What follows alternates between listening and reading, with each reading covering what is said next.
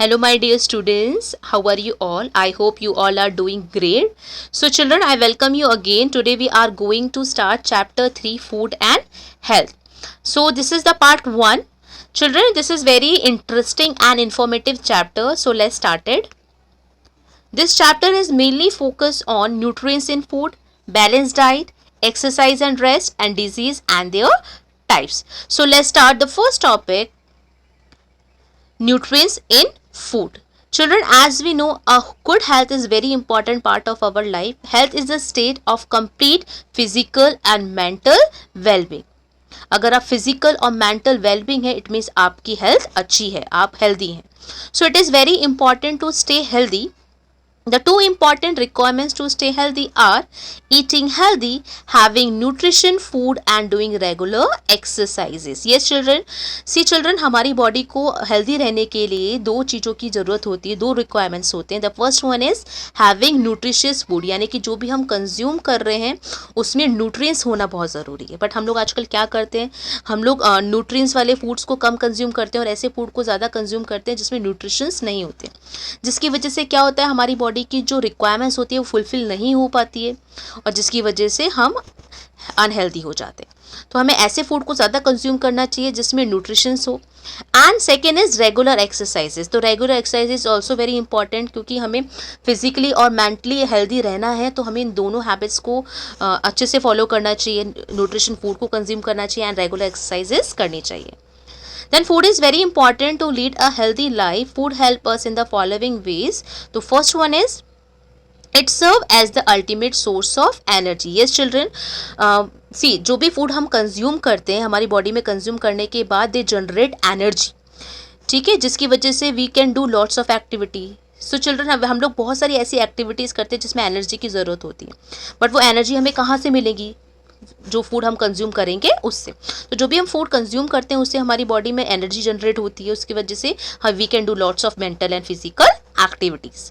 Second is it help us to grow and repairs worn out cells in our body.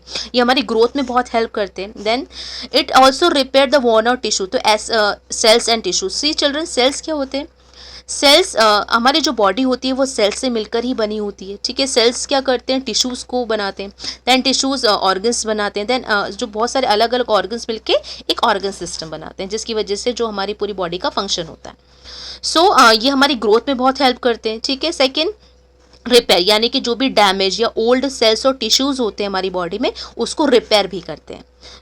Third is it helps our body to fight germs. ये तो हमारी जो body में germ, जैसे जो external germs होते हैं जो हमारी बॉडी के अंदर एंटर कर देते हैं, जो हमें क्या करते हैं, इल कर सकते हैं, हमें बीमार बना सकते हैं. तो हमारी बॉडी क्या करती है, इन जर्म से फाइट करती है और हमें हेल्दी रखने में हमारी हेल्प करती है. Then there are different components present in our food that serve as a source of energy, help us to grow and repair our cells and help to fight germs. So the different components are called nutrients. See children, जो भी हम food को consume करते हैं इसमें different components होते हैं और इन कंपोनेंट्स को हम क्या कहते हैं, इन कंपोनेंट्स को हम न्यूट्रिएंट्स कहते हैं. So let's no more about the nutrients. कौन कौन से 5 न्यूट्रिएंट्स होते हैं. The first one is carbohydrates, second is fats, third is proteins, fourth is vitamins and the fifth is minerals. तो all the nutrients have their own functions. इन सब के अपने अपने functions होते हैं. So let's know about one by one about each nutrients. The first one is carbohydrates and second is fats. तो सी children, carbohydrates and fats जो होते हैं वो एनर्जी गिविंग होते हैं. तो जो भी फूड हम कंज्यूम कर रहे हैं जिसमें कार्बोहाइड्रेट्स एंड फैट्स है तो ये हमारी बॉडी में जाने के बाद हमें एनर्जी दे रहे हैं, यानी कि एनर्जी को प्रोड्यूस करते हैं, जिसकी वजह से we can do lots of activities. So potato, rice, sugar and wheat products जो होते हैं वो कार्बोहाइड्रेट्स सोर्सेज ऑफ फूड होते हैं, यानी कि इनसे हमें कार्बोहाइड्रेट्स मिलते हैं. Then on other hand side butter, ghee, oil, cheese, nuts, ये ऐसे फूड होते हैं जिससे हमें फैट्स मिलता है. So although fats give us more energy than carbohydrates but we should not eat fat in large quantities. Yes children, जो fat होते हैं वो ज़्यादा एनर्जी प्रोवाइड करते हैं हमारे को as compare to carbohydrates, but हमें फैट्स को ज़्यादा कंज्यूम नहीं करना चाहिए, हमें इसको एक प्रॉपर अमाउंट में ही कंज्यूम करना चाहिए। सी चिल्ड्रन, जो मेन सोर्स ऑफ एनर्जी है हमारी बॉडी में वो होता है कार्बोहाइड्रेट्स। तो carbohydrate is the main source of energy in our body. तो हमें कार्बोहाइड्रेट्स फूड ज़्यादा कंज्यूम करने चाहिए एज़ कम्पेयर टू फैट्स, क्योंकि जो कार्बोहाइड्रेट्स फूड होते हैं वो हमारी बॉडी में जल्दी ब्रेक डाउन हो जाते हैं। यानी कि हम ऐसे फूड जो उसमें कार्बोहाइड्रेट्स अगर हम उसको कंज्यूम कर रहे हैं तो हमारी बॉडी में जाने के बाद वो ब्रेक डाउन जल्दी हो जाते हैं, जिसकी वजह से ये वो जो फूड हमें एनर्जी जल्दी प्रोड्यूस करते हैं as compare to fats. But fats ऐसे नहीं होते हैं। फैट्स हमारी बॉडी में जाने के बाद काफ़ी देर में उसको ब्रेक डाउन कर पाते हैं हमारी बॉडी। तो ये बहुत लेट ब्रेक डाउन होते हैं, जिसकी वजह से जो उसमें एनर्जी जो जनरेट होती है वो स्लो होती है एज कम्पेयर टू कार्बोहाइड्रेट्स। तो अगर हम कार्बोहाइड्रेट्स फूड्स और फैट्स दोनों ही साथ में ले रहे हैं तो कार्बोहाइड्रेट्स हमें जल्दी से एनर्जी प्रोवाइड करेंगे, लेकिन जो अब इस कंडीशन में क्या होगा, फैट्स हमारी बॉडी में स्टोर होता चला जाएगा। तो लेकिन अगर हम बहुत टाइम तक कार्बोहाइड्रेट्स फूड्स नहीं खाते हैं तो इस टाइम पे फैट्स का रिस्पॉन्सिबिलिटी होती है, ब्रेक डाउन होते हैं फैट्स हमारी बॉडी में और हमें एनर्जी प्रोवाइड करते हैं। तो इसीलिए अगर हम दोनों को साथ साथ ले रहे हैं तो हमें फैट्स को बहुत कम कंज्यूम करना चाहिए एज़ कम्पेयर टू कार्बोहाइड्रेट्स। अगर ये हमारी बॉडी में, क्योंकि अगर हम कार्बोहाइड्रेट्स भी ले रहे हैं तो कार्बोहाइड्रेट्स तो अपना काम कर ही रहे हैं, वो हमें एनर्जी प्रोवाइड कर रहे हैं। बट फैट्स क्या होता जाएगा, हमारी बॉडी में स्टोर होता जाएगा, जिसकी वजह से उसका कोई यूटिलाइज ही नहीं होगा। तो हमारी बॉडी में स्टोर होने के बाद what will happen, the excess intake of fats can make us obese and can lead to various diseases. तो फैट अगर हमारी बॉडी में स्टोर होता चलेगा, क्योंकि हम लोग कार्बोहाइड्रेट्स और फूड दोनों ही साथ में ले रहे हैं, तो फैट हमारी बॉडी में ब्रेक डाउन नहीं होगा और ना ही कोई एनर्जी को प्रोड्यूस करेगा, जिसकी वजह से फैट स्टोर होता चला जाएगा बॉडी में। और इसके बाद हम क्या होगा, हमारी बॉडी में जब फैट बहुत ज़्यादा स्टोर होने लग जाता है तो हम बहुत ज़्यादा ओवरवेट हो जाते हैं। तो और it can may be lead the disease, जिसका नाम है obesity.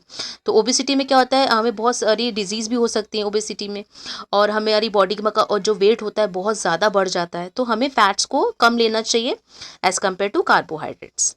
Then come to the next nutrients and food components, proteins. Proteins are responsible for building our body. As you know children, जो proteins rich food होते हैं वो जो हमारे body building में बहुत ज़्यादा हेल्प करते हैं।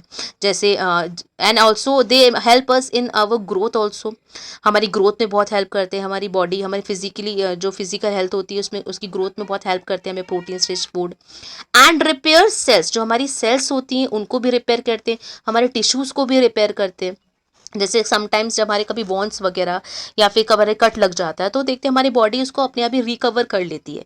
ठीक है, हमारी बॉडी उसको अपने आप ही ठीक कर लेती है because of proteins. Then milk products, तो मिल्क के प्रोडक्ट्स क्या होते हैं, जो मिल्क से बने होते हैं, for example butter milk, paneer, curd, तो ये सब क्या है, मिल्क प्रोडक्ट है। तो क्योंकि जो प्रोडक्ट मिल्क से बने हैं उसको मिल्क प्रोडक्ट्स कहते हैं। So beans, peas, fish, pulses, eggs and meat are some food items rich in proteins. तो हमें प्रोटीन रिच फूड को भी कंज्यूम करना चाहिए। There are some examples children.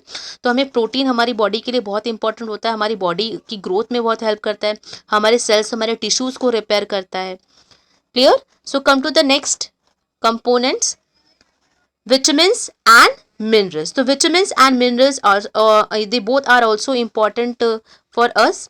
So both minerals and vitamins are needed in small quantities. See, yes children, as compare to carbohydrates and protein, हमारी body को जो vitamin and minerals हमें कम quantity यानी स्मॉल क्वांटिटी में हमारी body को requirement होती है इसकी। So vitamin help prevent and cure certain disease. Vitamin और मिनरल्स क्या करते हैं चिल्ड्रन, हमारी बॉडी में कुछ सर्टेन डिजीज़ होती हैं तो उसको उससे फाइट करने में हमें हेल्प करते हैं। विटामिन और मिनरल्स हमारे इम्यून सिस्टम को स्ट्रॉन्ग बनाने में हेल्प करते हैं। इम्यून सिस्टम क्या होता है, हमारी बॉडी में जो इम्यून सिस्टम होता है वो हमें हेल्प करता है टू फाइट अगेंस्ट डिजीज़। अगर हमारा इम्यून सिस्टम वीक है तो हम जो एक्सटर्नल जर्म्स हैं, बैक्टीरियाज हैं, वायरसेस हैं, तो इनसे हम फाइट नहीं कर पाएंगे और हमारी बॉडी धीरे धीरे बीमार होने शुरू हो जाएंगे, हम सिक हो जाएंगे, वीक हो जाएंगे। तो हमारा इम्यून सिस्टम स्ट्रांग होना बहुत ज़रूरी होता है। तो विटामिन और मिनरल्स क्या करते हैं, हमारे इम्यून सिस्टम को स्ट्रांग करते हैं और they fight against many disease. So they are present in fruits, vegetables, milk, eggs and nuts. So here are some important vitamins that vitamin A, vitamin B, vitamin C, D and K are some of the different vitamins that our body needs. तो यहाँ पे ये vitamins हैं जो हमारी body को requirement होती है जिसकी see children अलग अलग विटामिन्स के अलग अलग फंक्शंस होते हैं जो हमारी बॉडी में एक इम्पॉर्टेंट रोल प्ले करते हैं. So minerals help in proper functioning of our body. जो मिनरल्स होते हैं वो हमारी जो हमारे ऑर्गन्स है, हमारी जो बॉडी है, ये प्रॉपर फंक्शन करे इसमें हेल्प करते हैं. And its development also. So milk, green leafy vegetables and fruits are good sources of minerals. तो मिनरल्स हमें किस में मिलेंगे? मिल्क में. और ग्रीन लीफी वेजिटेबल्स होती हैं जो उनमें, फ्रूट्स में. सो चिल्ड्रन हमें विटामिन्स और मिनरल्स भी हमारी बॉडी को रिक्वायरमेंट होते हैं, लेकिन हमें थोड़ी उनको स्मॉल क्वांटिटी, यानी कि हम इसको थोड़ा अमाउंट में भी लेंगे तो चलता है, क्योंकि हमारी बॉडी को बहुत ज़्यादा अमाउंट में ये नहीं चाहिए होते. So what are the some important nutrients? Vitamin A, vitamin B, vitamin C, vitamin D and vitamin K. ये कुछ इंपॉर्टेंट विटामिन हैं जो हमारी बॉडी को रिक्वायरमेंट होते हैं. तो हमें विटामिन और मिनरल्स हमारी बॉडी के लिए एक इंपॉर्टेंट पार्ट है जिसको हमें कंज्यूम करना चाहिए ताकि हम हेल्दी रह सकें. Then children, here are some evaluation I'm giving you. So this is the book exercises. So write two sources of each of the following nutrients. तो आपको here are some nutrients जैसे carbohydrates, fats, roughage, vitamins and minerals. तो आपको क्या करना है children? आपको ऐसे टू सोर्सेज लिखने हैं.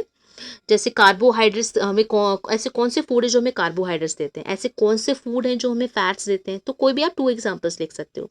Roughage children you will know in the next video, तो wait for that. Vitamins and minerals, जिन फूड से हमें विटामिन्स और मिनरल्स मिलते हैं, आप उन टू फूड्स के नेम्स लिखेंगे. देन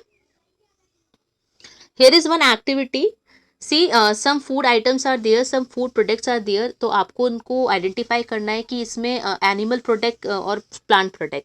कि जैसे केक है तो केक में आई थिंक एनिमल प्रोडक्ट से भी बनता है और प्लांट प्रोडक्ट से. मतलब जो केक होता है उसमें ब्रेड भी लगती है और एग भी लगता है.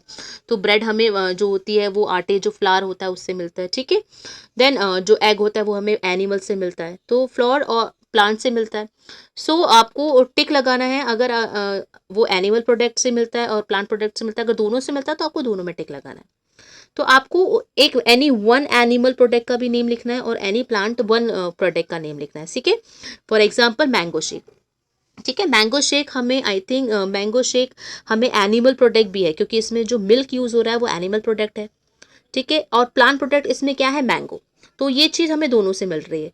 तो अभी इसमें हम जो एनिमल प्रोडक्ट है तो वो है हमारा मिल्क और जो हमारा प्लांट प्रोडक्ट है वो है मैंगो. तो इसी तरीके से you have to fill all the columns in your book. So I think clear children all the topics. So rest of the topics we will complete in the next video. So keep watching all the videos and stay blessed. Take care all of you. Thank you.